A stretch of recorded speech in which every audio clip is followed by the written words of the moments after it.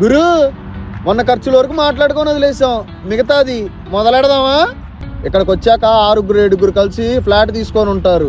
అలా ఉండకండి, ఫుడ్కి చాలా ఇబ్బంది పడతారు. మీరు టైంలో షిఫ్ట్ కంప్లీట్ చేసుకొని వచ్చారని అనుకో, మీకు ఫుడ్ ఉండాలి. 6 ఉన్నారు అని ఎప్పుడు ఉండారు, ఎప్పుడు అయిపోయిందో కూడా తెలియదు. 2-3 ఉండడానికి ట్రై చేయండి. ఇలాంటి ప్రాబ్లమ్స్ కూడా అబ్రాడ్లో లేకపోనే లేవు. ఎవరిని నమ్మొద్దు. మామా నీకెందుకు, నేనున్నా, నువ్వు వచ్చేసి పిచ్చెక్కిద్దాం. ఫ్రెండ్ని నమ్ముకొని వస్తారేమో, మోసపోతారు. నేను అలా బెస్ట్ ఫ్రెండ్ అని అనుకొని నమ్ముకొని వచ్చి 30K లాస్ అయ్యా. అంత పెట్టి వస్తున్నాం. యూనివర్సిటీ అయితే మానొద్దు. అటెండెన్స్ సరిపోకపోతే వీసా క్యాన్సిల్ చేస్తారు. వచ్చాక సబ్జెక్ట్లో ఫెయిల్ అయ్యావు, ఒకసారి అయితే ఫ్రీకి ఇస్తారు ఛాన్సు మళ్ళీ అటెంప్ట్ చేయడానికి.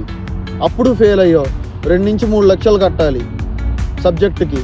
మళ్ళీ ఫెయిల్ అయ్యావు, నీ వీసా క్యాన్సిల్ చేసేస్తారు, హోమ్ ఆఫీస్కి ఇన్ఫామ్ చేసేస్తారు. నువ్వు ఇమీడియట్గా ఇండియా వెళ్ళిపోవాలి. కాలేజ్ ఫీజు టైంకి కట్టకపోయినా ప్రాబ్లమే.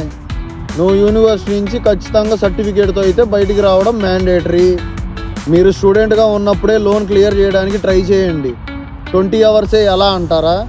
క్యాష్ ఇన్ జాబులు ఉంటాయి, వెతకండి. నీ దగ్గర కారు ఉందని అనుకో, క్యాష్ ఇన్ జాబులు త్వరగా దొరుకుతాయి. నీకు కార్ డ్రైవింగ్ వచ్చానని అనుకో, ఇంటర్నేషనల్ లైసెన్స్ తీసుకొనిరా. ఆ ఇంటర్నేషనల్ లైసెన్స్తో నువ్వు 1 ఇయర్ తోలొచ్చు ఇక్కడ. తర్వాత అంటావా, ఈ 1 ఇయర్ టైంలో యూకే లైసెన్స్ కొట్టొచ్చు. వన్స్ యూకే లైసెన్స్ కొట్టావా, నీకు బొచ్చెడు జాబ్ ఆపర్చునిటీస్, నువ్వు కొంచెం మంచిగా సంపాదించుకోవచ్చు. ఇలానే అడ్వాంటేజెస్ డిసడ్వాంటేజెస్ చాలానే ఉన్నాయి గురు. అన్నీ నేను చెప్తాగా. మీరేం చేయాలి, జస్ట్ నాకు ఒక లైక్ గుద్దండి. మీరు అక్కడ ఇండియాలో గుద్దితే ఇక్కడ యూకేలో వినబడాలా. రూపాయి అంటే విలువ లేకుండా ఖర్చు పెట్టావు, కనీసం పౌండ్ అయినా ఆలోచించి ఖర్చు చేయి.